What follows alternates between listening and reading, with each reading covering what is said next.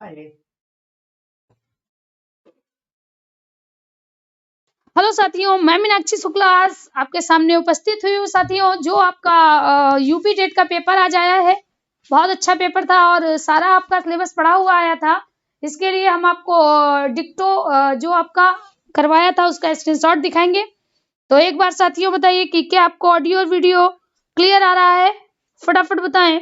अगर आपको audio video clear आ रहा है तो जल्दी से ओके करिए। चलिए साथियों, शुरू हो चुका है सेशन। तो साथियों, पहला प्रश्न है इसमें, जैसे आपको ये पूरा स्टेंजा आया था, इसके बाद आपको इनके प्रश्नों के उत्तर बताने थे। अब देखिए, ये जो पहला प्रश्न है इसको हमने कई बार आपकी टेस्ट सीरीज में कराया था कि घुमक्कड़ में कौन सा प्रत्यय है। तो साथियों, राइट हो जाएगा आपका ए, अक्कड़ प्रत्यय। अक्कड़ प्रत्यय राइट होगा, ए विकल्प आपका बिल्कुल सटीक चला जाएगा। अगला प्रश्न है, महावीर स्वामी का जन्म कहाँ हुआ था? तो जब आप ये स्टेंजा पढ़ोगे, यहाँ पर साफ साफ लिखा है कि वैशाली में जन्म लिया था, अर्थात साथियों इसका क्या होगा? राइट विकल्प आपका हो जाएगा 4 हो जाएगा, वैशाली हो जाएगी। ठीक है, चलिए आगे देखते हैं। प्रश्न नंबर तीसरा है, स्वच्छंद में कौन सी संधि है? तो साथियों एक सेकेंड, अगर इसमें पूछा जाए, ये था, ठीक है, चलिए आगे देखते हैं। अगर साथियों इसमें पूछा जाता है स्वच्छंद में कौन सी संधि है, तो जब आप स्वच्छंद को अलग अलग करेंगे ना तो स्व प्लस छंद हो जाएगा। अर्थात साथियों इसमें कौन सी संधि आएगी आपकी? दूसरा विकल्प आपका राइट चला जाएगा, व्यंजन संधि होगी। क्या होगा? व्यंजन संधि हो जाएगी, स्वाधन छंद हो जाएगा। चलिए अगला देखते हैं। अगला कहते हैं, आगे आ जाइए, लिखा है साथियों, अगला है, महात्मा बुद्ध ने जब बुद्धत्व प्राप्त किया था तो उनकी आयु कितनी थी? तो स्टेंजा में ही इस प्रश्न का आंसर छिपा हुआ है। चौथा विकल्प हो जाएगा 35 वर्ष। उस समय साथियों उनकी आयु 35 वर्ष की रही थी, अर्थात आपका डी विकल्प राइट चला जाएगा। अगला प्रश्न है, श्रुति धर्म का क्या अर्थ है? जैन धर्म, मुस्लिम, वैदिक, बौद्ध। तो साथियों इसका दूसरा विकल्प सही हो जाएगा, वैदिक धर्म राइट आंसर होगा। वैदिक धर्म होगा, क्योंकि जो हमारे शंकराचार्य के विषय में पूछा गया है, आगे जब आप पढ़ेंगे उसको पूरा स्टेंजा, तो उसमें राइट विकल्प आपको क्या होगा? वैदिक धर्म हो जाएगा। चलिए अगला देखते हैं। अगला है, डा का उच्चारण स्थान। क्या कहता है कि डा का उच्चारण स्थान क्या है? तो आपको इस चार विकल्पों में, सॉरी डा नहीं है, इंग्या है। इंग्या यानी जो काका गागा है ना, उसका पंचम वर्ण है। काका गागा में जो पंचम वर्ण आता है वो दिया गया है, और पंचम वर्ण का उच्चारण स्थान क्या होता है साथियों? नासिका होता है, अर्थात हमारा क्या हो जाएगा? ए विकल्प राइट हो जाएगा। इसके बाद है, 4 गज मलमल में कौन सा विशेषण है? 4 गज दिया है, अर्थात क्या हो जाएगा साथियों? इसमें आपका परिमाणवाचक होगा। आपका तीसरा विकल्प बिल्कुल राइट हो जाएगा। तीसरा विकल्प बिल्कुल राइट होगा। चलिए आगे देखते हैं। अगला देखते हैं। अगला लिखा है, समास का विलोम। बताइए कितनी बार बताया था? समास का विलोम क्या होगा? तो साथियों समास का विलोम आपका क्या हो जाएगा? व्यास हो जाएगा। क्या होगा? व्यास हो जाएगा। ठीक है, आगे देखते हैं। अगला है, शून्य का तत्सम रूप क्या होगा? शून्य का तत्सम रूप क्या होगा? अब आपको इसमें 4 विकल्प दिए हैं, तो साथियों इसका क्या होगा? शून्य हो जाएगा। ठीक है, चलिए आगे देखते हैं। आगे देखते हैं साथियों, लिखा है, आंख का किरकिरी होने का अर्थ है। आंख का किरकिरी, जैसे आंखों में किरकिरी होती ना, वैसे ही पूछा गया है कि आंख का किरकिरी का क्या होगा? प्रिय, बहुत प्रिय, कष्टदायक या धोखा देना। तो इसमें 2 विकल्प आपके सही है, कष्टदायक भी सही है आपका, इसमें कष्टदायक भी सही है, अप्रिय लगना भी सही है, लेकिन आई होप कि जो आपका आयोग मानेगा वो अप्रिय ही मानेगा, अप्रिय लगना। ठीक है, कष्ट, देखिए जो कष्ट देता है उसके लिए भी आंख का किरकिरी होगा, लेकिन यहाँ पर जो आयोग इसका आंसर मानेगा वो साथियों ए मानेगा। आगे देखते हैं। लिखा है, निम्नलिखित में से किस शब्द का सही वर्तनी है? अब आपके सामने 4 विकल्प है, अनुग्रहित, अनुग्रहित, अनुग्रहित और अनुग्रहित। तो राइट विकल्प आपका साथियों ए माना जाएगा, अनुग्रहित इसको हमने कई बार करवाया है, कई बार इसको हमने करवाया है, तो राइट विकल्प साथियों 4 हो जाएगा। ठीक है, चलिए आगे देखते हैं। आगे देखते हैं, लिखा है निम्न में से शुद्ध शब्द है, निम्न में से शुद्ध शब्द है। बहुत बढ़िया, देखिए लिखा है निम्न में से शुद्ध शब्द है। अब आपको इतने विकल्प दिए हैं, इनमें साथियों राइट विकल्प आपका 4 हो जाएगा। कौन सा होगा? 4 हो जाएगा, पैतृक होगा। ठीक है, पैतृक होगा। दिखाई दे रहा है सही से? चलिए ठीक है, तो साथियों ये था। आगे देखते हैं, आगे पहला है, इसके बाद है आपका सा ध्वनि का, यानी 43 नंबर कहता है सा ध्वनि का उच्चारण स्थान। फटाफट देखिए, थोड़ा जूम कर लेते हैं, एक सेकेंड।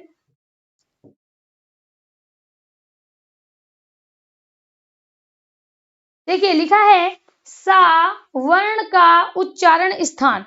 कितनी बार बताया था, जैसे कैसे एकदम क्रम से लगवाते थे। तो साथियों इसका क्या हो जाएगा? आपका तीसरा विकल्प सही हो जाएगा, तालु होगा। क्या होगा? तालु इसका राइट विकल्प होगा। आगे देखते हैं, अगला प्रश्न कहता है अत्यंत शब्द में प्रयुक्त उपसर्ग। देखिए अत्यंत, अत्यधिक कितना बताया था साथियों, इसका क्या होगा? दूसरा विकल्प आपका सही हो जाएगा। प्रश्न संख्या 44 में दूसरा विकल्प सही होगा, अति राइट विकल्प होगा। चलिए आगे देखते हैं, आगे देखते हैं। 44 हो गया है। क्वेश्चन नंबर 45, क्वेश्चन नंबर 45 कहता है, 45 सभी ने पढ़ा होगा। इसका साथियों राइट हो जाएगा पर्वत के पास की भूमि, पर्वत के पास की भूमि। दूसरा विकल्प आपका राइट होगा, दूसरा विकल्प राइट हो जाएगा। पर्वत के पास की जो भूमि होगी उसी को उपत्यका कहेंगे। चलिए आगे देखते हैं, आगे देखते हैं। आगे क्या कहता है? निम्नलिखित में मौखिक अभिव्यक्ति का रूप है। मौखिक मतलब ओरल अभिव्यक्ति का कौन सा रूप है? वर्तनी, श्रुतलेख और आशुभाषण सुलेख। तो ये 3 लेख से है, इसका सही विकल्प साथियों दूसरा हो जाएगा, दूसरा होगा। अगला प्रश्न कहता है, क्वेश्चन नंबर 47 है, हिंदी भाषा की बोलियां हैं, यानी जो हिंदी भाषा में कितनी बोलियां हैं? 15 है, 18 है, 22 है, 25 है। तो सही विकल्प आपका तीसरा हो जाएगा, 18 राइट विकल्प होगा। ठीक है, 18 इसका सही विकल्प हो जाएगा। चलिए आगे देखते हैं, आगे देखते हैं अगला विकल्प क्या कहता है। आगे कहता है, आगे है आपका, देखिए हूबहू यही हमने आपको करवाया था। सामाजिक शब्द में मूल शब्द, मूल शब्द और प्रत्यय कौन सा है? तो भाई ये बताइए कौन सा होगा? राइट विकल्प इसमें हो जाएगा समाज धनिक। दूसरा विकल्प आपका सही होगा, दूसरा विकल्प सही हो जाएगा। अगला कहता है तद्भव पत्रिका के संपादक का नाम साथियों क्या है? दूसरा विकल्प होगा अखिलेश। ठीक है, अखिलेश। आगे देखते हैं अगला क्या कहता है। आगे अगला कहता है 49 हो गया है। 50वां क्वेश्चन है, 12 बरस लो कोकर जीवे आरुष 13 लो सियार। ये किसकी पंक्तियां हैं साथियों? तो ये आपके आला खंड में मिलती हैं, और आला खंड में मिलती हैं अर्थात साथियों क्या होगा? दूसरा विकल्प हो जाएगा आपका जगनिक। क्या होगा? जगनिक हो जाएगा। आगे देखते हैं, लिखा है अकाल का पर्यायवाची शब्द है। अकाल का पर्यायवाची शब्द कौन सा है साथियों? ए विकल्प हो जाएगा, दुर्भिक्ष हो जाएगा। दुर्भिक्ष इसका राइट ऑप्शन होगा। चलिए आगे देखते हैं, क्वेश्चन नंबर 51 के बाद आते हैं क्वेश्चन नंबर 52 पे। क्वेश्चन नंबर 52, चलिए भाई क्वेश्चन नंबर 52 देखते हैं। क्वेश्चन नंबर 52 कहता है निम्नलिखित में कौन सा मिश्र वाक्य है? निम्न में से कौन सा मिश्र वाक्य है? तो बताइए, बताया था ना कि जो की और जो जिससे जुड़ा होता है वही होगा। अर्थात साथियों इसका राइट विकल्प होगा आपका राइट विकल्प हो जाएगा तीसरा होगा अध्यापक। देखते हैं कि यही हमारा मिश्र वाक्य होगा। अगला प्रश्न देखिए, लिखा है जिसकी पूर्व से कोई आशा ना हो के लिए एक शब्द। तो साथियों जिसकी आशा ना हो, ये प्रश्न भी हूबहू हमने आपको करवाया, उसको क्या कहते हैं? अप्रत्याशित कहेंगे। क्या कहेंगे? अप्रत्याशित कहेंगे। तीसरा विकल्प, तीसरा प्रश्न देखिए, क्वेश्चन नंबर 84 है। क्वेश्चन नंबर आपका 54 है। लिखा है मुझे उठा नहीं गया, मुझसे उठा नहीं गया, वाक्य में वाच्य है। वाक्य में कौन सा वाच्य है? तो साथियों इसमें आपका भाव वाच्य हो जाएगा, क्योंकि नहीं भी लगाया और भाव की प्रधानता है से लगा है तो क्या हो जाएगा? भाववाच्य हो जाएगा। आगे देखते हैं, अगला प्रश्न है क्वेश्चन नंबर 55। क्वेश्चन नंबर 55 देखिए, हूबहू वही आया है, हूबहू वही आया। क्या कहता है? निष्कपट का संधि विच्छेद साथियों ए विकल्प हो जाएगा, निधन कपट। क्या होगा? निधन कपट हो जाएगा। इस देश में हिंदी भाषा का प्रयोग लिखने एवं बोलने में किया जाता है। तो पाकिस्तान में आप सभी लोग जानते हो उर्दू है, ऑस्ट्रेलिया में साथियों इंग्लिश है, दक्षिण अमेरिका में भी हमारी इंग्लिश है। राइट विकल्प हो जाएगा दूसरा मॉरिशस, राइट विकल्प होगा। मॉरिशस आपका राइट विकल्प होगा। आगे देखते हैं, आगे चलते हैं अगले प्रश्न पर। देखिए ये हमने आपको कल ही इस प्रश्न को कराया था, कल ही इस प्रश्न को कराया था। लिखा है कि सूरसागर किस भाषा की रचना है? तो सूरदास द्वारा लिखी गई है और प्रश्न पर लिखी गई है साथियों। तीसरा विकल्प हो जाएगा ब्रज भाषा। क्या होगा? ब्रज भाषा हो जाएगा। वीरों का कैसा हो बसंत, वीरों का कैसा हो बसंत। तो साथियों इसका जवाब आपका 4 पॉइंट होगा, सुभद्रा कुमारी चौहान, सुभद्रा कुमारी चौहान। ठीक है, तो राइट विकल्प हो जाएगा साथियों आपका चौथा सुभद्रा कुमारी चौहान, आपका 4 विकल्प राइट होगा। आगे देखते हैं, आगे कहता है क्वेश्चन नंबर 59। क्वेश्चन नंबर 59 तो कहता है क्षेत्रीय में कौन सा विशेषण है? क्षेत्रीय में कौन सा विशेषण है? तो साथियों यहाँ पर पहला है आपका गुणवाचक, परिमाणवाचक, सार्वजनिक संख्यावाचक। तो बताया गया था परिमाण है नहीं, संख्या है नहीं, सार्वनामिक है नहीं, गुणवाचक हो जाएगा, जिसमें गुण, दोष, आकार और भी जो भी चीजें होती हैं अगर दिया है तो आपका गुणवाचक हो जाएगा। दूसरा विकल्प साथियों राइट, सॉरी पहला विकल्प आपका राइट हो जाएगा। चौराहा, चौराहा में क्या होगा? आप देख रहे हो 4 क्या है? 4 आपकी संख्या है, द्विगु विकल्प आपका राइट हो जाएगा।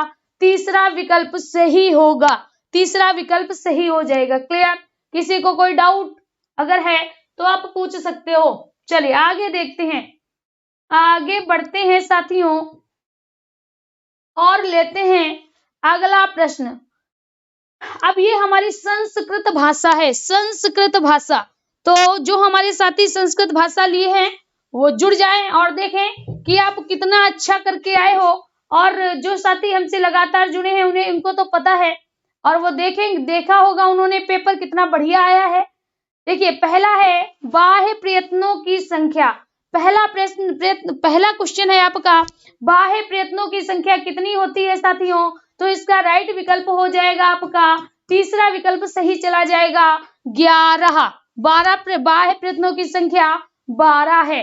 अगला है मनोरथ उदाहरण है, तो इसको हमने आपको कई बार ऐसे ही करके बताया था, मना धन रथ।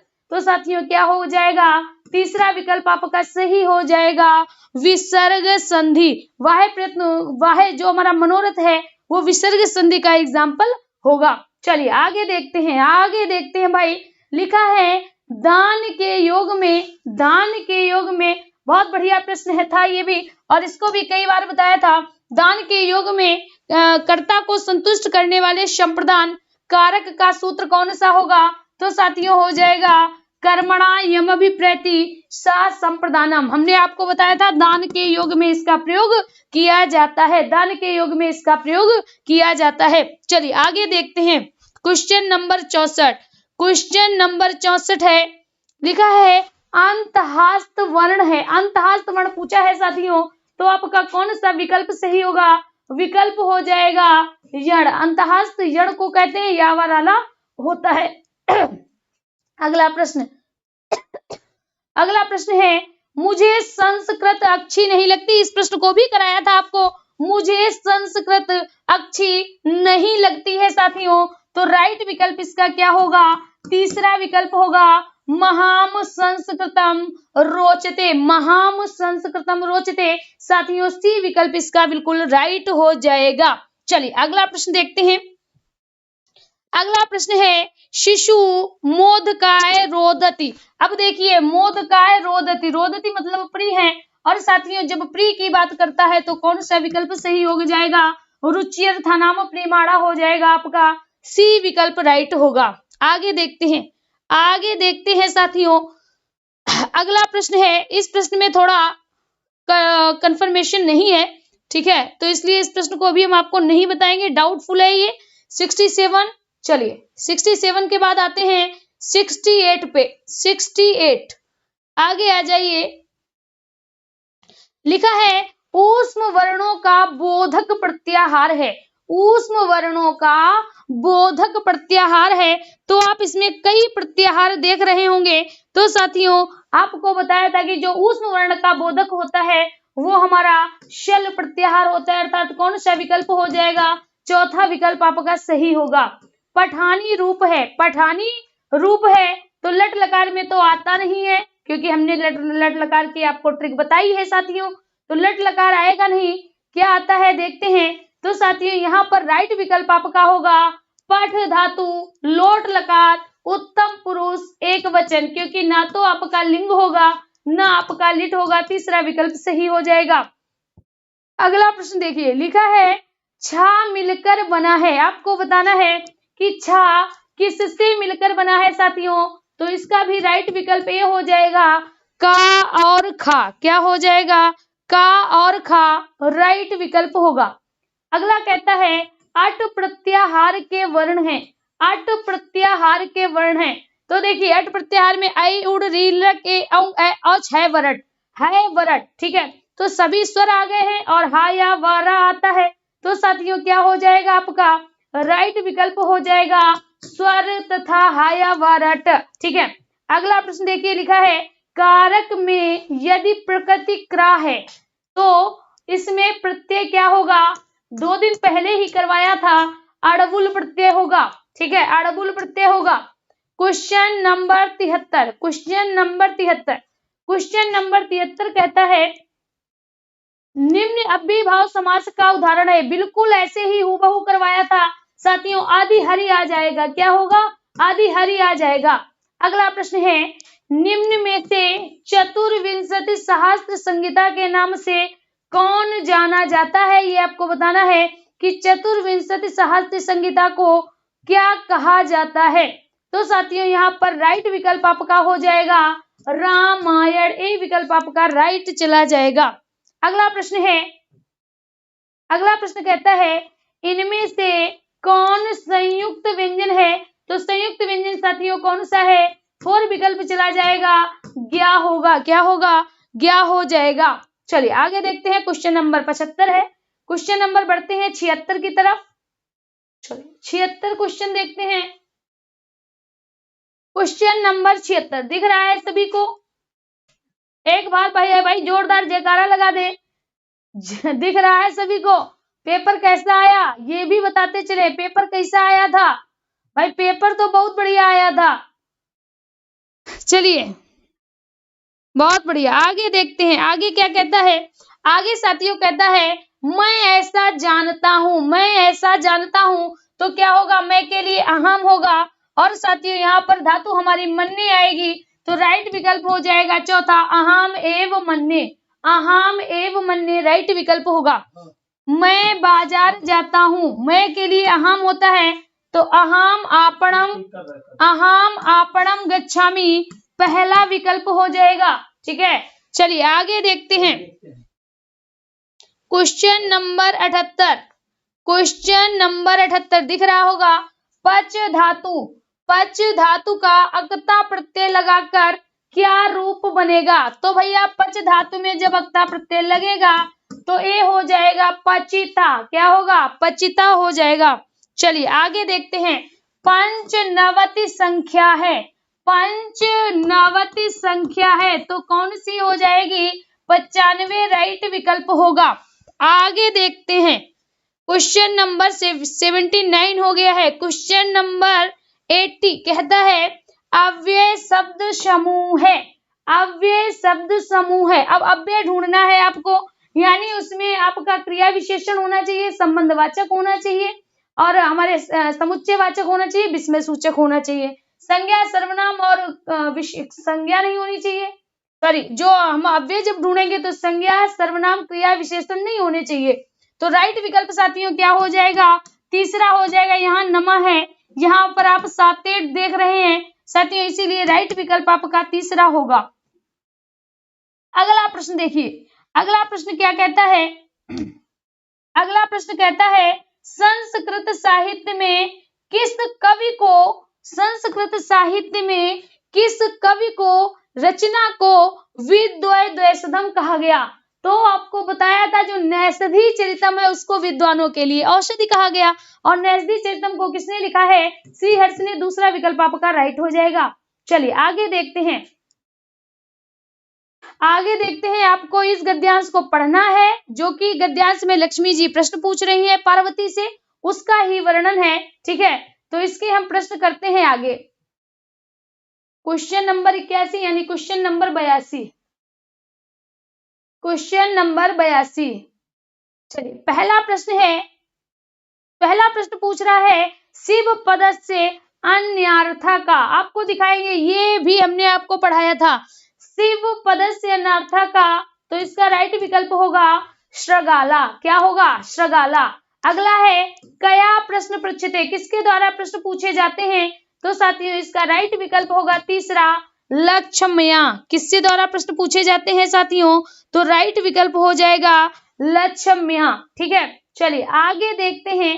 अगला लिखा है कयो संलापा, किसके द्वारा जो संलाप हुआ है वह मंगल होगा। तो साथियों इसमें लक्ष्मी के द्वारा प्रश्न पूछे जाते हैं पार्वती से, तो लक्ष्मी पार्वती हो जाएगा। अगला है इनमें से कौन प्रत्यय नहीं है, इसमें भी आपका मतभेद है, इसीलिए इस प्रश्न को भी हम आपको छुड़वा देते हैं। आगे देखते हैं, लिखा है 79 की संस्कृत संख्या नहीं है। इस प्रश्न को ठीक कल करवाया था, टेस्ट सीरीज उठा के देख लीजिए। 79 को कहते हैं, अब देखिए इसका राइट विकल्प हो जाएगा, राइट विकल्प हो जाएगा आपका नव सप्तति को कहते हैं, नव सप्तति, 970। 79 थी, इसको भी 79 कहेंगे। एकोना सप्तति, एक नहीं सप्तति, तो यही विकल्प आपका राइट होगा दूसरा, एकोना सप्तति, एकोना सप्तति। अगला है दिन भर में पाठ पढ़ डाला, दिन भर में पाठ पढ़ डाला। साथियों पहला विकल्प हो जाएगा दिन पर्यंतम पाठा अपठत, ठीक है, पाठा अपठत। आगे देखते हैं question number 88, question number 88, question number 88 कहता है उपकृष्णम में कौन सा समास है, उपकृष्णम में कौन सा समास है। तो जो आपका उप दिया है ना, ये अव्यय है, तो अव्यय भाव समास हो जाएगा। आगे कहता है 32 संस्कृत के लिए संस्कृत शब्द है। तो साथियों यहाँ पर तीसरा विकल्प हो जाएगा द्वात्रिंशत। क्या होगा, द्वात्रिंशत हो जाएगा। चलिए अगला प्रश्न देखते हैं, और संस्कृत का ये अंतिम आंसर है, अंतिम प्रश्न है। लिखा है पति शब्द का सप्तमी एक वचन रूप होगा, पति शब्द का सप्तमी एक वचन रूप क्या होगा, पत्यव हो जाएगा। तीसरा विकल्प साथियों राइट हो जाएगा, ठीक है, तीसरा विकल्प आपका राइट हो जाएगा। चलिए आगे देखते हैं। तो साथियों अब बात करेंगे पर्यावरण का, जो पेपर है वो भी बहुत बढ़िया आया है आपका। तो अगला सेगमेंट हमारा पर्यावरण रहेगा, ये आपका मैथ है, मैथ बाद में करेंगे। चलिए पहले आप पर्यावरण कर लीजिए। क्वेश्चन नंबर कहाँ से है, इसमें तो कटिंग ऐसी लग रही है 121 से ना, यही। चलिए भाई यहाँ से करवाते हैं आपका पर्यावरण अध्ययन। जल्दी जल्दी आप मिला लीजिए, फिर आपका जो डिस्क्रिप्शन होगा शाम को देंगे। जो भी आपको डिटेल कब पढ़ाया था, क्या पढ़ाया था, इसके विषय में भी आपको अभी आप प्रश्न पत्र मिला लें कि आपने कितना किया या आप कितना करके आए। देखिए पहला प्रश्न है साथियों, पहला प्रश्न है आपका सर्वाधिक जैव विविधता पाई जाती है। तो इसका राइट आंसर हो जाएगा साथियों शांत घाटी। एक सेकेंड, क्या हो जाएगा आपका राइट विकल्प हो जाएगा शांत घाटी। कहाँ है, केरल में है। तो यहाँ पर सर्वाधिक जैव विविधता पाई जाती है। राइट विकल्प आपका तीसरा हो जाएगा, सी हो जाएगा। अगला देखते हैं, अगला क्या है, लिखा है एलपीजी, जो आपके घरों में गैस यूज की जाती है ना, एलपीजी, उसी के संदर्भ में लिखा है एलपीजी के संदर्भ में क्या असत्य है, यानी आपको साथियों गलत को ढूंढना है। तो स्वच्छ ईंधन है, ठीक है, नीले ज्वाला के साथ जलता है, उच्च ऊष्मीयमान होता है। क्या गलत है साथियों? दूसरा विकल्प लिखा है मीथेन उत्सर्जन करने वाला है, ये विकल्प आपका गलत हो जाएगा, ठीक है, गलत हो जाएगा। अगला देखिए, हाँ भाई अब की बार बहुत बढ़िया आया था, लल्लन टॉप आया था, सही कह रहे हो, लल्लन टॉप आया था आपका पर्यावरण, ठीक है। जब आता है बच्चा तो लल्लन टॉप लगता है, और वही चीज जब नहीं आती है तो बहुत ज्यादा दिक्कत देती है। आगे देखते, लिखा है पारिस्थितिक तंत्र के घटक हैं, पारिस्थितिक तंत्र के घटक हैं पौधे तथा जंतु, उत्पादक उपभोक्ता राइट विकल्प हो जाएगा। जैविक तथा अजैविक पदार्थ, जैविक में आपके सभी आ जाएंगे। इस प्रश्न को हमने आपको कल ही कराया था टेस्ट सीरीज में, तो राइट विकल्प हो जाएगा आपका 4। अगला प्रश्न है मकर रेखा है, भाई इसको तो रोज कराते थे। मकर रेखा है, इधर 0 खींचते थे और नीचे 23.5 डिग्री पे क्या खींच देते थे? मकर खींच देते थे, खींचते थे कि नहीं? तो 23.5 डिग्री साउथ हो जाएगा, 23.5 डिग्री साउथ हो जाएगा, ठीक है। चलिए आगे देखते हैं, अगला प्रश्न देखते हैं। अगला प्रश्न क्या है? अगला प्रश्न है इकोसिस्टम। इकोसिस्टम की बात कर रहा है कि इकोसिस्टम शब्द का प्रयोग किसने किया था? तो साथियों राइट विकल्प हो जाएगा आपका टांसले, इकोसिस्टम, ठीक है, तो राइट हो जाएगा आपका टांसले। अगला प्रश्न है, कह रहा है निम्न में से कहां आर्सेनिक द्वारा जल प्रदूषण सर्वाधिक है? उत्तर प्रदेश, पश्चिम बंगाल, बिहार, मध्य प्रदेश। उत्तर प्रदेश में सबसे ज्यादा कानपुर आर्सेनिक से है, लेकिन अगर पूछा गया कहां आर्सेनिक द्वारा सबसे अधिक है तो राइट विकल्प आपका दूसरा हो जाएगा पश्चिम बंगाल होगा। क्या होगा? पश्चिम बंगाल हो जाएगा, ठीक है, बहुत बढ़िया। अगला देखते हैं, आगे देखते हैं 126। अब देखते हैं प्रश्न संख्या 127, प्रश्न संख्या 127।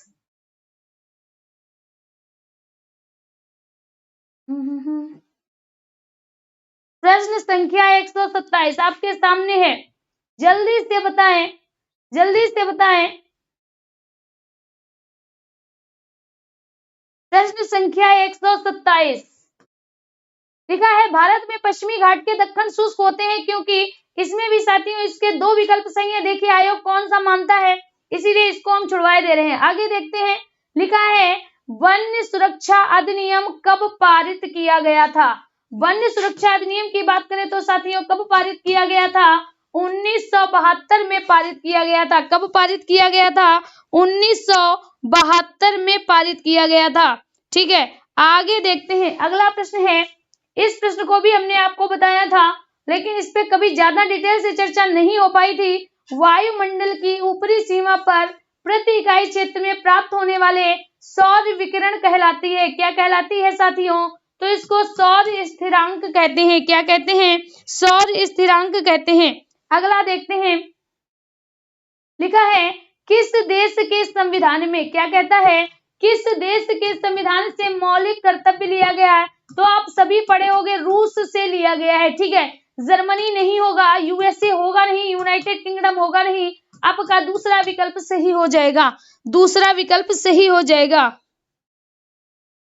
चलिए आगे देखते हैं, आगे देखते हैं भाई, अभी आप 77 पे ही पढ़ी हुई हो। चलिए आगे देखते हैं, यहाँ पर क्या कहता है, हरी घास भूमि क्षेत्र के पारितंत्र के खाद्य श्रृंखला में सबसे ऊपर स्तर के उपभोक्ता होता है। अब देखिए, अगर जिसने शाकाहारी व मांसाहारी लगाया होगा, किसी ने मांसाहारी लगाया होगा, तो आयोग इसका आंसर बच्चा मांसाहारी मानेगा, जिसको हम उच्च श्रेणी के, उच्च शीर्ष के मांसाहारी कहते हैं, उच्च शीर्ष के मांसाहारी कहते हैं, वही विकल्प आपका राइट होगा। तो आयोग इसका आंसर 100% डी ही मानेगा, ठीक है। चलिए आगे देखते हैं, अगला प्रश्न देखते हैं। अगला प्रश्न क्या कहता है, तो 131 हो चुका है आपका। क्वेश्चन नंबर है साथियों 132, क्वेश्चन नंबर है आपका 132। अब देखिए ये भी बहुत बढ़िया प्रश्न है, इसको भी हमने आपको गा के पढ़ाया था। कहता है वायुमंडल का प्रमुख स्तर जो पृथ्वी के सबसे पास है, भैया हमने क्या कहा था, सबसे पास क्षोभ मंडल है, कभी नाराज होता है तो वर्षा करा देता है, बताया था कि नहीं बताया था। अब भाई ये तो आप ही जानते होंगे कि कितना जो आपको पढ़ाया था हूबहू पेपर फंसा है। लास्ट वाला अगर आपने देख लिया होता टेस्ट सीरीज तो उससे हूबहू ऐसे ही प्रश्न फंस गए हैं। लिखा है भारतीय संसद द्वारा, कह रहा है भारतीय संसद द्वारा जैव विविधता अधिनियम कब पारित किया गया था, तो राइट विकल्प हो जाएगा आपका 11 दिसंबर 2002। क्या हो जाएगा 11 दिसंबर 2002 और राइट विकल्प होगा। अगला प्रश्न देखते हैं। अगला प्रश्न है निम्नलिखित में से कौन सी कृषि करने की प्रक्रिया पर्यावरण संरक्षण में सहायक है, तो इसकी पर्यावरण संरक्षण की बात करें साथियों तो जैविक खेती हो जाएगी, क्योंकि इसमें ना तो उर्वरक का प्रयोग किया जाएगा और ना ही आपके जो कीटनाशक है उनका प्रयोग किया जाएगा, इसलिए इसको जैविक खेती कहते हैं। क्या जैविक खेती कहेंगे। अगला प्रश्न है लिखा है अम्लीय वर्षा संबंधित है हाइड्रोक्लोरिक से, बोरिक एसिड या सल्फ्यूरिक एसिड से, इसका 4 विकल्प सही हो जाएगा sulphuric acid. WWF world wild life fund, इसका साथियों तीसरा विकल्प आपका सही हो जाएगा, तीसरा विकल्प आपका राइट हो जाएगा। चलिए आगे देखते हैं, अगला प्रश्न देखते हैं। अगला क्या कहता है, अगला है फूलों की घाटी स्थित है। क्या कहता है, फूलों की घाटी स्थित है, तो साथियों जो फूलों की घाटी है कहाँ स्थित है, उत्तराखंड में। शांत घाटी केरल में और फूलों की घाटी उत्तराखंड में, दूसरा विकल्प आपका राइट हो जाएगा। अगला प्रश्न देखते हैं। चलिए यहां पर देखते हैं, आ जाइए भाई। लिखा है भारत के निम्नलिखित में से कौन सी एजेंसी मुख्य रूप से प्रदूषण की जांच से संबंधित है, तो साथियों कौन संबंधित है आपकी केंद्रीय प्रदूषण नियंत्रण बोर्ड। ये जल आयोग हो गया, ये सर्वे ऑफ हो गया, ये ग्रीन ट्रिब्यूनल यानी ग्रीनता से हो गया, हरियाली से हो गया। अगला है कोटोपैक्सी एक जागृत ज्वालामुखी है, कहाँ स्थित है, सिसिली में, रॉकीज में, एंडीज में, हवाई में, तो साथियों राइट ऑप्शन इसका तीसरा हो जाएगा, एंडीज पर्वत पर स्थित है। एंडीज पर्वत के क्यूटो यानी इक्वाडोर पर है, कहाँ है, इक्वाडोर पर है। भाई इसको भी हमने आपको पढ़ाया था, देख लीजिए पीछे उठा के। अगला प्रश्न देखते हैं। अगला प्रश्न है तिब्बत में सांगपो नदी कही जाती है, जो तिब्बत में सांगपो नदी आपकी क्या कही जाती है, बताना है आपको। तिब्बत की सांगपो नदी गंगा कही जाती है साथियों, ब्रह्मपुत्र कही जाती है, सिंधु या यमुना कही जाती है, तो ब्रह्मपुत्र कही जाती है। इसी को अरुणाचल में दिहांग और देवांग के नाम से भी जाना जाता है, दिहांग और देवांग के नाम से भी जाना जाता है। अगला कहता है ध्रुव तारा, तो आपने सुना होगा ध्रुव तारा सदैव कहाँ निकलता है, उत्तर दिशा में निकलता है, उत्तर दिशा को सूचित करता है, इसीलिए राइट विकल्प हो जाएगा उत्तरी तारा। क्या होगा, उत्तरी तारा आपका राइट विकल्प हो जाएगा। आगे देखते हैं, आगे कहता है साथियों, आगे कहता है भारत में प्रोजेक्ट टाइगर, भारत में प्रोजेक्ट टाइगर, जरा बैक आप देख लेना, जैसे ही आप कल वाली टेस्ट सीरीज उठाएंगे आपको ये प्रश्न भी उसमें मिलेगा। प्रोजेक्ट टाइगर की बात उसमें कही है, प्रोजेक्ट टाइगर के नाम से कौन सा राज्य जाना जाता है, कौन टाइगर ऑफ इंडिया के नाम से, टाइगर ऑफ मैन के नाम से जाना जाता है, सब कुछ बताया है। तो यहाँ पर लिखा है प्रोजेक्ट टाइगर का, भारत में प्रोजेक्ट टाइगर प्रारंभ किया गया था, कब किया गया था, 1973 में, राइट विकल्प होगा। अगला प्रश्न है कान्हा राष्ट्रीय उद्यान भारत के किस राज्य में है, यह भी बताया था। कान्हा राष्ट्रीय, कान्हा किसली कहाँ पर है, आपके एमपी में है कान्हा किसली, तो चौथा विकल्प आपका साथियों राइट हो जाएगा। पूरा ईवीएस अच्छा आया था, बहुत बढ़िया, सही कह रहे हो भाई, पूरा ईवीएस बहुत बढ़िया आया था, और ये इस बात की हमें एहसास दिलाता है कि हमारी तैयारी जबरदस्त थी, हम सही दिशा में थे, इसीलिए हूबहू हमने पेपर को फांसा।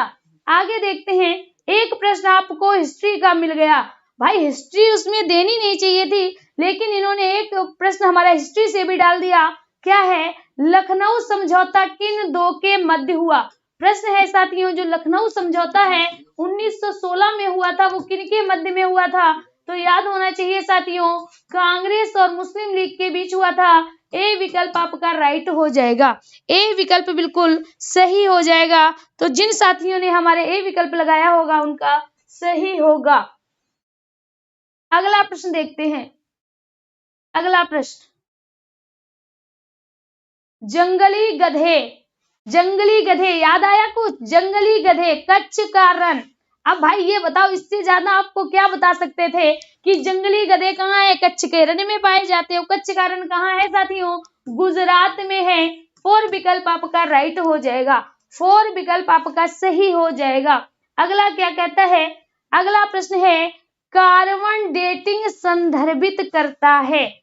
जो कार्बन डेटिंग है वो किसको संदर्भित करता है, ये आपको बताना है। पहला है चट्टानों की शक्ति के बारे में, इनमें से सभी श्वेत पट्ट पर लिखने के लिए कार्बन का प्रयोग, या प्राचीन स्थल में मौजूद हड्डियों या सामग्रियों का आयु मापन। तो साथियों जो कार्बन डेटिंग आपका होता है ना, कार्बन डेटिंग वो हड्डियों का या जीवाश्मों का, हड्डियों का आपके या जीवाश्मों के द्वारा ये पता कर लेता है कि ये कितनी पुरानी है। तो राइट विकल्प इसका चौथा ही माना जाएगा, चौथा माना जाएगा, क्योंकि हो सकता है इसमें भी संशय है, क्योंकि इसका तीसरा विकल्प गलत है, तो इसीलिए इसका राइट विकल्प चौथा। अगर चौथा नहीं होता तो आपका दूसरा हो सकता था, तो दूसरा हो सकता था। ठीक है, चलिए अगला देखते हैं। अगला प्रश्न क्या कहता है, अगला प्रश्न है आपका, संविधान सभा ने कब राष्ट्रीय गान को अपनाया। आपको बताना है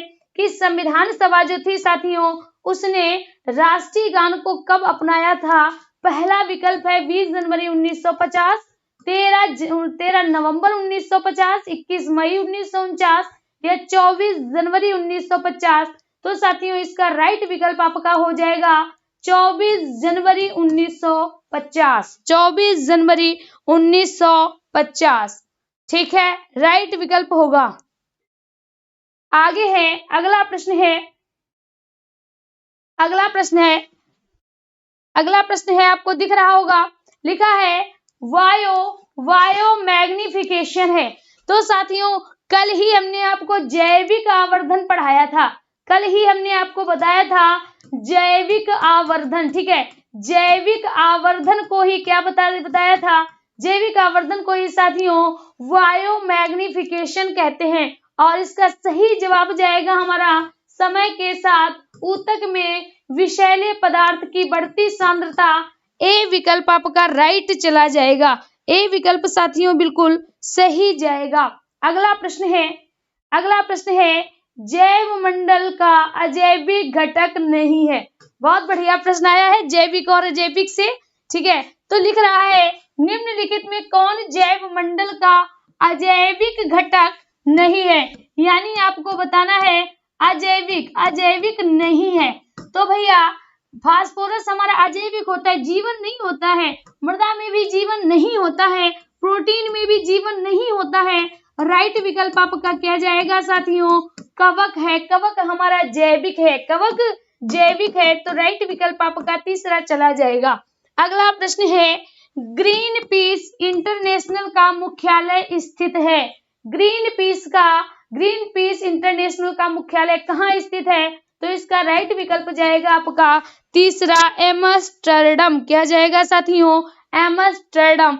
अब हम आपसे हूबहू एक एक प्रश्न जो आज की शाम की जब हम आपको डिटेल से क्वेश्चंस की व्याख्या देंगे तो उसमें हूबहू एक एक प्रश्न बताएंगे कि कौन सा प्रश्न हमने आपको कब कराया था, किस हिस्ट्री में आपको दिया था। हाँ, एक प्रश्न इसमें ऐसा आया है लखनऊ लीग का जो हमने आपकी हिस्ट्री को टच नहीं किया। इस बार आपकी हिस्ट्री का एक क्वेश्चन डाल दिया गया था, हमेशा पॉलिटी का डाला जाता है, इस बार पॉलिटी से सिर्फ राष्ट्रगान डाला गया, जो कि पिछली बार जो सीरीज हमने कराई थी उसमें राष्ट्रगान का था, लेकिन इस बार आपका पॉलिटी से सिर्फ एक क्वेश्चन आया और एक हिस्ट्री का भी डाल दिया गया।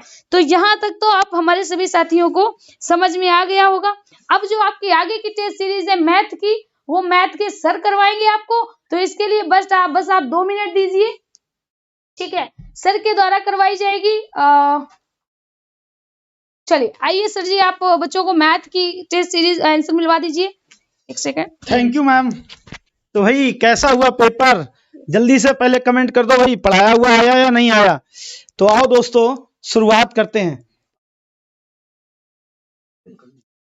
वो वाले बोर्ड में करो। हेलो। तो दोस्तों कैसा हुआ है पेपर, उम्मीद है पेपर अच्छा हुआ होगा। तो आओ भाई शुरुआत करते हैं, जरा आपके कमेंट पहले खोल लें बस। तो भाई जरा लाइक यार शेयर कर दो, थोड़ा सा कम लोग हैं भाई। तो 1.5 के है ये, तो नाइंसाफी है यार, जब पूरा पूरा पेपर मिल रहा है उसके बावजूद। Ma'am pen. चलो भाई, तो आओ दोस्तों जल्दी जल्दी चेक करो। देखो यहाँ पे सबसे पहली बात तो हम इस क्वेश्चन की कर लें, जस्ट सेकेंड। सबसे पहली बात तो दोस्तों हम इस क्वेश्चन की कर लें, ठीक है ना। ये क्वेश्चन मैंने कई बार बताया, ये इसकी वैल्यू हो गई, ये इसकी वैल्यू हो गई, और यह इसकी वैल्यू हो गई। तो भैया ये 4 3 7 7 3 10 4 14, 14 बटे करना था सी, यानी कि 7। तो दोस्तों आंसर कितना आ गया था 2, ठीक है। तो इसका जो है, इसका आपका ये थर्ड पार्ट सही हो जाएगा, क्लियर है। इसका दोस्तों आंसर क्या आ जाएगा, जल्दी से बोल दो भाई। इसका दोस्तों आंसर हमने फटाफट सब लिख दिए हैं पहले से, तो इसका आंसर क्या आ जाएगा, थर्ड पार्ट। आ जाओ भाई अगले पे आ जाओ दोस्तों। क्वेश्चन नंबर 92 चेक कर लो, इसमें मंगलवार आएगा, ठीक है ना। क्वेश्चन नंबर 92 चेक कर लो, इसमें मंगलवार आएगा आंसर, ठीक है ना।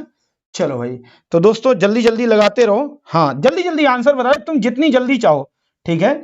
इसमें दोस्तों फटाफट लगा लो। क्वेश्चन नंबर 93 में 11 बटे 64 आएगा। कितना आएगा भाई, 11 बटे 64 आएगा, फर्स्ट पार्ट, ठीक है ना। आ जाओ, लगा रहे हो जल्दी जल्दी, ठीक है। और बताओ इससे भी जल्दी, अभी हम एक्सप्लेनेशन अभी जस्ट 10 मिनट बाद एक्सप्लेनेशन कराएंगे। ये सारे क्वेश्चन एक ऐसा जो मिल जाए जो बिना पढ़ाया हुआ वो भी बता देना। इसमें दोस्तों सेकंड पार्ट आ जाएगा, जिसमें लिखा होगा तुम्हारा कि 6.3, 5.9 और 4.6। ये वो वाला क्वेश्चन है जिसमें लिखा है त्रिभुज की रचना करने के लिए संभव भुजाएं। कौन सा ऐसा, मतलब त्रिभुज की रचना करने के लिए कौन सी संभव भुजाएं हैं। क्वेश्चन नंबर 94 डन हो गया, इतना क्लियर हो गया। चलो भाई आ जाओ दोस्तों, अगला है आरोही क्रम वाला, जिसमें घातांक करने वाला ये दिया है, ठीक है ना। इसमें आरोही क्रम वाला पूछा है, तो ये दोस्तों थर्ड पार्ट इसका होगा, जिसमें आपका ये लिखा हुआ है। एक सेकेंड, थोड़ा सा पेन पतला कर लो। तो इसमें जिसमें दोस्तों ये थर्ड पार्ट वाला होगा, जिसमें 4th रूट 5 है, फिर थर्ड रूट, ठीक है ना, 4 है, और अंडर रूट 3 है। आरोही क्रम है, आरोही मतलब बढ़ते हुए क्रम में। हो सकता है क्वेश्चन थोड़ा मैं पढ़ के भी सुना देता हूं, कम क्लियर दिख रहा हो, ठीक है ना। डन हो गया। आ जाओ, थर्ड पार्ट है 95 में। अब आ जाओ, यदि आरोही क्रम में रखे गए आंकड़ों के दोनों छोरों से हटाए जाएं, तो देखो माध्यिका से कोई फर्क नहीं पड़ेगा, ठीक है, माध्यिका वही रहेगी। जब अक्षर हट जाएंगे तो उसका एवरेज बदल जाएगा और उसका बहुलक बदल जाएगा, ठीक है ना। तो इसमें भी थर्ड हो जाएगा 96 में, इसमें भी थर्ड हो जाएगा 96 में, ठीक है ना। चलो आ जाओ, तो अब आ जाओ, इसके बाद आगे बात करते हैं अगले पे। आप कमेंट में लिख देना जो चीजें नहीं समझ में आए। अभी हम बस 1 घंटे में अभी इसको टाइप करके और एक्सप्लेन के साथ भी करवा रहे हैं, ठीक है। चलो ये आ जाओ दोस्तों, 5 सेंटीमीटर बाजू वाले एक घन के सभी फलकों को एक रंग वाला। अच्छा केवल ये तो यार हमने निकालना, इसका आंसर भूल गए। चलो अभी आंसर करवा देते हैं, अभी इसमें जल्दी से अभी मिलवा देंगे। 2-3 के आंसर अभी निकालना शायद भूल गए हैं जल्दीबाजी में। पंचभुज के अंतः कोणों का योग, सेकंड लगा लो जल्दी से, 540। पंचभुज के अंतः कोणों का योग जल्दी से लगाओ, सेकंड 540। इससे अगर जल्दी चाहिए तो और जल्दी बता दो, फिर आंसर की जैसे मिलवाई जाती है। अभी ऐसे कर लो, अभी एक्सप्लेनेशन के साथ। देखो कीचड़ वाला एक दिन कराया था, याद होगा, एक दिन कीचड़ वाला कराया था, याद होगा, ठीक है ना। चलो तो दोस्तों आओ, कीचड़ वाले में आंसर क्या आ जाएगा, कीचड़ वाले में आंसर आ जाएगा 21 मीटर, ठीक है ना। एक खंबे का 4/7 भाग कीचड़ में धसा हुआ है। आंसर आ जाएगा फर्स्ट, क्वेश्चन नंबर है इसमें 99, ठीक है ना। क्वेश्चन नंबर दोस्तों 99 है, ठीक है। चलो भाई, तो आ जाओ दोस्तों आगे भी बात करते हैं।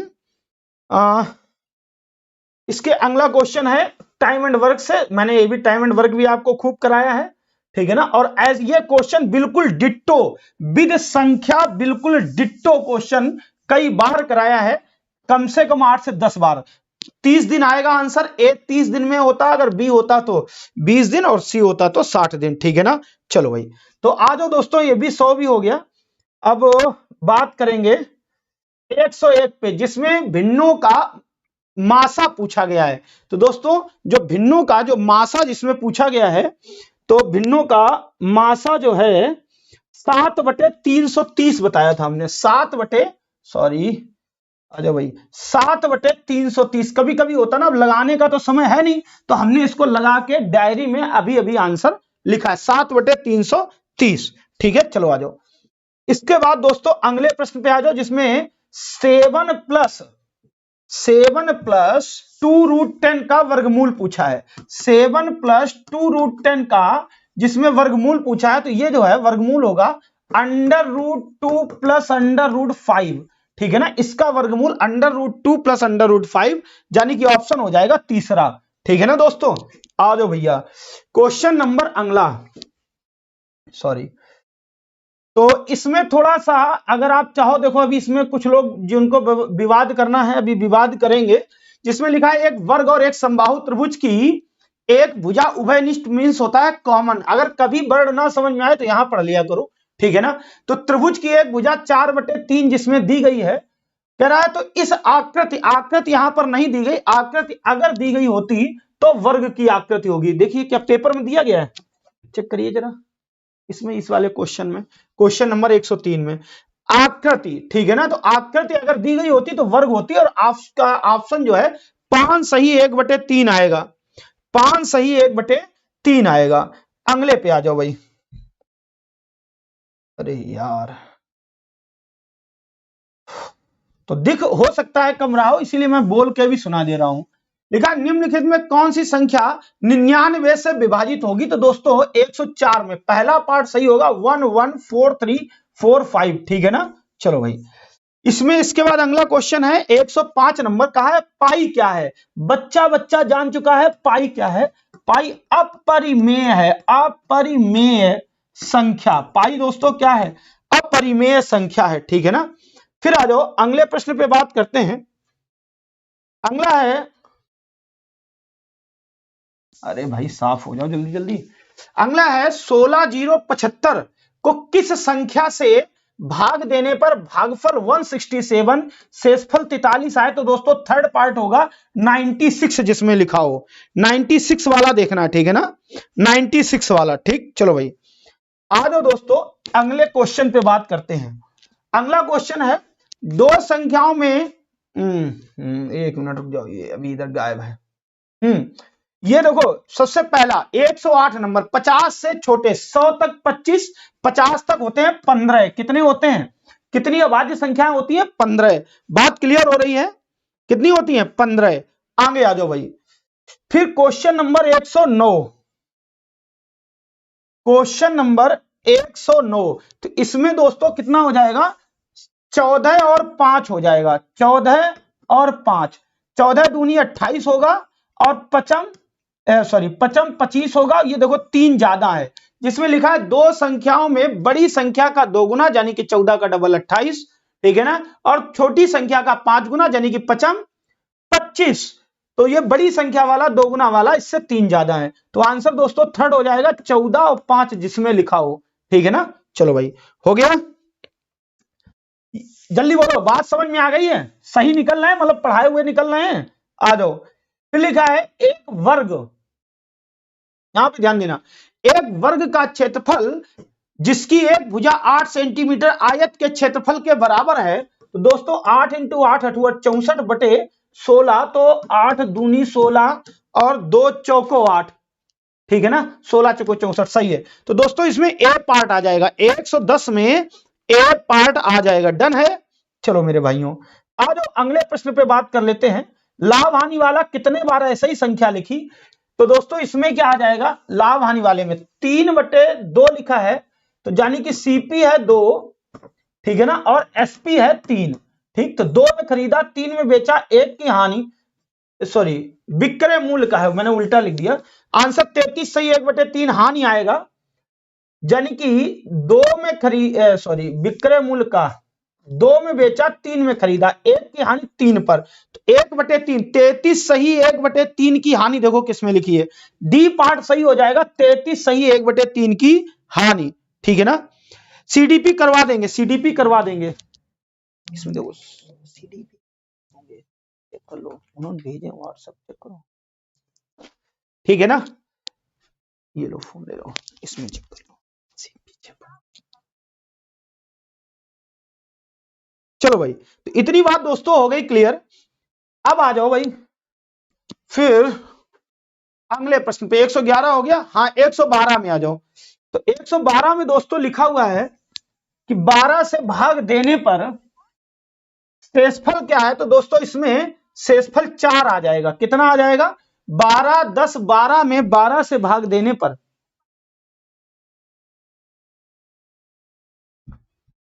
तो दोस्तों आंसर कितना आ जाएगा, 4 आ जाएगा, क्लियर है। अब आ जाओ भाई अगले प्रश्न पे दोस्तों बात कर लेते हैं, इधर है, अभी हैं, बस जल्दी जल्दी कर ही लो, 2 मिनट की और बात है। इकाई का अंक जिसमें पूछा गया है 378, 236, 459 और 12, तो 2 8 छंग 48, 8 आ गया, 8 ने 72, 2 2 दूनी 4, तो दोस्तों सेकंड ऑप्शन सही हो जाएगा जिसमें 4 है। क्वेश्चन नंबर 113, आगे आ जाओ। क्वेश्चन नंबर 114 में, क्वेश्चन नंबर 114 में 4.5 आ जाएगा, इसका जब तुम माध्यिका निकालोगे तो वो भी दोस्तों 4.5 ही आएगा, x की वैल्यू निकालो फिर सॉल्व करोगे, ठीक है ना, 4.5 आ जाएगा। लिखा है सांख्यिकीय विचरण में विश्लेषण नामक विधि, तो दोस्तों विश्लेषण नामक विधि आर.ए. फिशर का श्रेय था उसमें, ठीक है, उन्हीं के द्वारा प्रतिपादित थी। तो आंसर क्या आ जाएगा दोस्तों, पहला सही होगा आर.ए. फिशर, ठीक है ना। चलो भाई, तो आ जाओ दोस्तों अगले प्रश्न पे फिर बात करते हैं।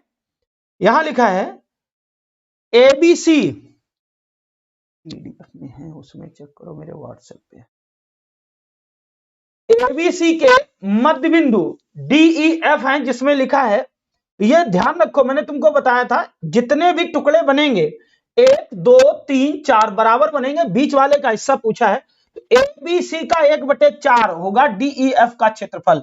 तो दोस्तों इसमें सेकंड पार्ट दिया गया है, ठीक है ना, जिसमें लिखा हो त्रिभुज डीईएफ बराबर 1/4 त्रिभुज एबीसी, वही सही होगा सेकंड, ठीक है ना। चलो आ जाओ, इसके नीचे है कुछ नहीं है, आ जाओ, अभी थोड़े 3 ही 4 16 हो गए, 4 और बचे हैं। इसमें अभी थोड़ा सा कंफ्यूजन है, मैंने इसको आधा सॉल्व कर दिया था, तो अभी इसको हम कराते हैं 2 मिनट बाद, इस पे आ जाओ तब तक। ये देखो खूब कराया है, कई कई बार कराया है कि जब 2 संख्याओं का योग या अंतर दिया हो, व्युत्क्रमों का अंतर पूछे, तो व्युत्क्रमों का योग पूछे तो अंतर बटे गुणनफल, तो दोस्तों आंसर क्या हो जाएगा 5/36, 5/36, ठीक है। फिर 20वीं सदी के स्वशिक्षित गणितज्ञ, भारतीय गणितज्ञ प्रतिभावान कौन थे, तो दोस्तों श्रीनिवास रामानुजम, श्रीनिवास रामानुजन, ठीक है ना। क्या आंसर हो जाएगा, श्रीनिवास रामानुजन, क्लियर है। उसके बाद दोस्तों अगले और लास्ट क्वेश्चन की बात करते हैं। वो कह रहा है कि किसी कमरे की चारों दीवारों का क्षेत्रफल जिसमें दिया है 660 है, उसका आंसर आ जाएगा 200 वर्ग मीटर, 200 वर्ग मीटर। 3 क्वेश्चन नहीं कराए हैं, ठीक है ना, 2 तो जल्दीबाजी में करने में छूट गए, एक अभी हमें लगाया था तो उसमें अभी थोड़ा सा डाउट है, 0.001%, अभी हम आपको कराते हैं, ठीक है ना। अब आ जाओ बात करते हैं सीडीपी की, आप बस 5 मिनट वेट करो, अभी सीडीपी के आंसर क्लियर करके बताते हैं, ठीक है ना। Okay done, thank you, wish you all the best. 5 minute में पहुंच रहे हैं सीडीपी ले